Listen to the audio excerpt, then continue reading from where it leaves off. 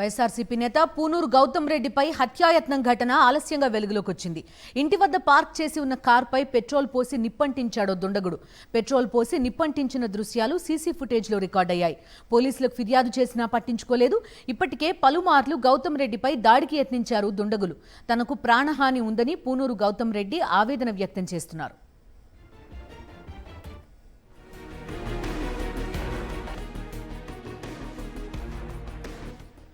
ప్రస్తుతం ఫుటేజ్ చూస్తున్నాం. పార్క్ చేసి ఉన్న కారు పైన పెట్రోల్ పోసి నిప్పంటించడం ఈ ఫుటేజ్లో చాలా క్లియర్గా కనిపిస్తుంది. పలుమార్లు గౌతమ్ రెడ్డిపై ఇప్పటికే దాడి చేయడానికి ప్రయత్నించారు. తనకి ప్రాణహాని ఉందంటున్నారు పూనూరు గౌతమ్ రెడ్డి. పూర్తి డీటెయిల్స్ అందిస్తారు మా కరెస్పాండెంట్ అశోక్ జాయిన్ అవుతున్నారు. అశోక్, బిందు, వైఎస్ఆర్సీపీ నేత పూనూరు గౌతమ్ రెడ్డిపై దుండగులు హత్యాయత్నం చేసిన ఘటన తీవ్ర కలకలం రేపుతుందని చెప్పుకోవచ్చు. వాస్తవానికి గత ఏడాది ఏదైతే 2024 ఎన్నికలు పూర్తయిన తర్వాత ఇది రెండోసారి ఆయన మీద హత్యాయత్నానికి ప్రయత్నించిన ఘటన. మనం చూస్తే కనుక ఇక్కడ సీసీ కెమెరాలో చూస్తున్నాము. పూనూరు గౌతమ్ రెడ్డి ఇంటికి ఎదురుగానే ఆయన ఆఫీస్ ఉంటుంది. ఆఫీస్లో పట్టపగలు ఈ వీడియో చూస్తున్నాం. పట్టపగలే ఆయన కారు మీద గుర్తు తెలియని వ్యక్తి పెట్రోల్ పోసి అంటిస్తున్న దృశ్యాలు ఉన్నాయని చెప్పుకోవచ్చు. చాలాసేపు రెక్కి నిర్వహించారు.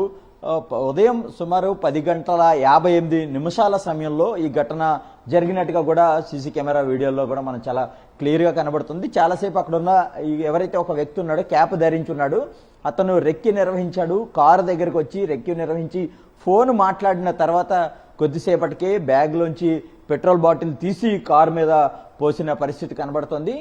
అయితే ఈ ఘటన దీనికి సంబంధించి ఒకసారిగా గౌతమ్ రెడ్డి తీవ్ర ఆవేదన వ్యక్తం చేస్తున్నారు. ఎందుకంటే ఇది రెండవసారి అతని మీద హత్యాయత్నానికి యత్నించడంతో ఆయన కొంత ఆందోళన వ్యక్తం చేస్తున్నారు. ఈ ఘటనపై కూడా పోలీసులకు కూడా ఫిర్యాదు చేశారు. మనం వీడియోలో చూస్తే కనుక అతను బ్యాగ్లోంచి పెట్రోల్ తీయటం, కారు మీద పోయటం, అగ్గిపెట్టెతో కారుకు నిప్పండించి అక్కడి నుంచి పారిపోవడం కూడా చాలా స్పష్టంగా మనం సీసీ కెమెరాలో చూస్తున్నాం. ఇతను ఈ కారుకి పెట్రోల్ పోసి అంటించిన తర్వాత అతను పారిపోయిన పరిస్థితి. అయితే ఈ ఘటనపై ఇప్పటికే గౌతమ్ రెడ్డి పోలీసులకు ఫిర్యాదు చేశారు. కానీ పోలీసులు కూడా వారి దగ్గర నుంచి కూడా స్పందన వచ్చినట్టుగా కూడా లేదు. గత నెల 12వ తారీఖున ఈ ఘటన జరిగింది. అయితే మనతో పాటు మాట్లాడేది గౌతమ్ రెడ్డి ఉన్నారు. ఆయన అడిగి పూర్తి వివరాలు తెలుసుకుందాం. అసలు మీ మీద హత్యాయత్నానికి యత్నించిన వారు ఎవరనేది మీకు ఏమైనా ఐడియా ఉందా? అసలు దీని మీద పోలీసులు ఫిర్యాదు చేసిన తర్వాత పోలీసుల నుంచి ఎలాంటి స్పందన వచ్చింది? యాక్చువల్గా గతంలో కూడా ఈ కారు తగలబెట్టినటువంటి ఇన్సిడెంట్కి ముందే ప్రభుత్వం వచ్చినటువంటి వెంటనే నా మీద రెక్కి నిర్వహించడం, సమ్ ఆయుధాలు కానీ పెట్టడం అనేది అది కుదరక, ఇంట్లోపలికి రావడానికి కుదరక అవన్నీ కూడా వెళ్ళిపోవటం అనేటువంటిది ఆనాడు పోలీస్కి ఫిర్యాదు కూడా చేయడం జరిగింది. సో లేటుగా దాన్ని ఏదో రిజిస్టర్ చేశామని అన్నారు.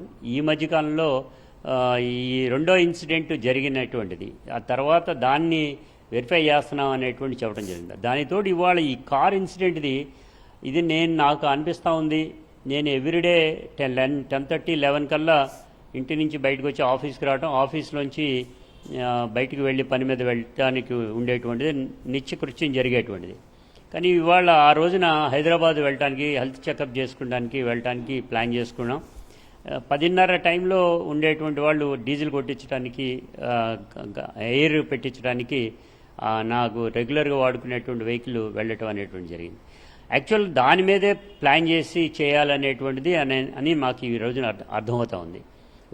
వెహికల్ వచ్చేటువంటి దాని మీదే పోసి అది యాసిడా లేకపోతే ఇంకోటా, లేదంటే నడిచి వస్తుంటే యాసిడ్ పోయాలనేటువంటి దానిలో కూడా ఉన్నది అనేది మాకైతే గ్రహిస్తున్నాం.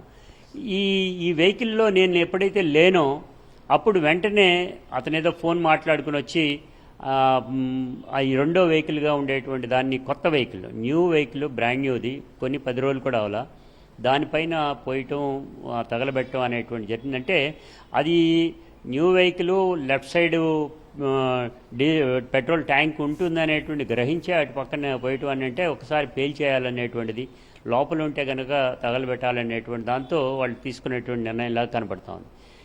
నేను మీరు అడిగినట్టుగా పోలీసు వారికి అదే రోజున సిపి గారికి కూడా కంప్లైంట్ చేయడం జరిగింది. ఆ విజువల్స్తో సహా ఇవ్వటం అనేటువంటి జరిగింది. కానీ ఇవాళ వరకు కూడా ఏ రకమైనటువంటి యాక్షన్ లేదు అనేటువంటి కూడా కనబడుతుంది. సరే, కాకపోతే ఏంటంటే వెంటనే ఆ రోజునే మేము కంపెనీకి తెలియజేస్తే కంపెనీ వాళ్ళు వచ్చి వెంటనే వెహికల్ తీసుకెళ్ళిపోయి దాన్ని బాగు చేయడానికి అన్నట్టుగా తీసుకువెళ్ళటం అనేది కూడా జరిగింది. ఇది ఈ జరిగినటువంటి సంఘటనలు చూస్తూ ఉంటే దీనికి రెక్కి నిర్వహించినటువంటిది అర్ధరాత్రి 2 గంటలకి. దాని తర్వాత అక్టోబరు 12వ తారీఖున ఇది ఇన్సిడెంట్ జరిగింది. దీనికి ముందు పోలీసు వారు అర్ధరాత్రి పూట రావటం జరిగింది. ఇంటి లోపలికి జొరబడటం అనేటువంటి జరిగింది. ఆ ఇంట్లో జొరబడినటువంటి దీనికి సంబంధించి చూస్తూ ఉంటే రెక్కి నిర్వహించినటువంటి టైము పోలీసు వారు సివిల్ డ్రెస్సుల్లో పోలీస్ డ్రెస్సుల్లో మొత్తం తలుపులు పగలగొట్టి ఇంటి లోపలికి దూకినటువంటి వైనం చూస్తూ ఉంటే దాని అర్థం ఏంటంటే దొంగలుగా ఉండేటువంటి వాళ్ళ నన్ను హతమార్చేటువంటి వాళ్ళకి ఊతం ఇచ్చేటువంటి పద్ధతిలో పోలీసు వారు వ్యవహరించారనేది స్పష్టంగా కనబడతా ఉంది. మేము పిలిస్తే వస్తాం. ఒక ఇన్సిడెంట్ జరిగిందని నేనే సిపి గారికి ఫోన్ చేస్తే ఎత్తలా, సిఐ గారికి ఫోన్ చేస్తే ఆ రోజున మేము పని మీద ఉన్నామండి తర్వాత మాట్లాడతాం అనేటువంటి చెప్పారు. అటువంటి వాళ్ళు నేను రావడానికి సిద్ధంగా ఉండేటువంటి సమయంలో వారు ఈ రకంగా తలుపులు పగలగొట్టి లోపలికి రావటం, నేను బయట ఉండటం అనేటువంటి జరిగింది. ఇంత తీసుకునేటువంటి చర్య తీసుకునే ఇవాళ ఈ కారు తగలబెట్టినటువంటి మనిషి యొక్క ఆకారాన్ని చూస్తుంటే అంటే నేను అట్రిబ్యూట్ చేస్తున్నానని కాదు, పోలీసు లాగా ఉన్నారు అనేటువంటిది. అంటే ఈ ప్రభుత్వం నిద్రపోతుందా అనేటువంటిది కనబడుతూ ఉంది. ప్రభుత్వంలో ఉండేటువంటి వారందరూ కూడా ప్రజల ప్రాణమాన ఆస్తులని పరిరక్షిస్తామని చెప్పేటువంటి వారు ఇవాళ ఎందుకని ఇంత అలసత్వం వహిస్తున్నారు? ప్రభుత్వం వచ్చిన వెంటనే రెక్కి నిర్వహించారే, యాక్షన్ లేదే. పోలీసు వారు అక్రమంగా ఇంట్లోకి ప్రవేశించారే. నా భార్య ఒంటరిగా 5 అంతస్తుల భవంతిలో ఒంటరిగా జీవనం ఉంటే ఆవిడ్ని ఏ వ్యక్తులు కూడా రాజ్యాంగంలో లేనటువంటి పద్ధతిలో తలుపు తీసుకుని లోపల చూడటం అనేటువంటి జరిగిందంటేనే ఇంతకంటే ఆర్టికల్ 1921 ఏం చేస్తున్నాయి అనేటువంటిది కూడా మేము ప్రశ్నిస్తాం. వారికి తెలుసు, చట్టం గురించి తెలిసినటువంటి పోలీసు వారే ఈ రకంగా చేశారు అనేటువంటిది. తదనంతరం ఇవాళ ఈ ఇన్సిడెంట్ జరిగింది. అంటే ఇవన్నీ చూస్తామంటే దీన్ని ప్రభుత్వంలో ఉండేటువంటి వాళ్ళ లేకపోతే పోలీసు వారు కలిసికట్టుగా ఎలిమినేట్ చేయడానికి నన్ను చేసేటువంటి ప్రయత్నంలో భాగం అనేటువంటిది కూడా అనిపిస్తూ ఉంది. ఇది ఎంతవరకు సబబు? నిజంగానే నన్ను చంపేయాలంటే చెప్పండి, ఎక్కడికి రమ్మంటారో చెప్పండి, అక్కడికే వస్తాం. ఇంతేగాని ఇన్ని రకాలుగా ఇబ్బందులు పెట్టడం సరైనది కాదు.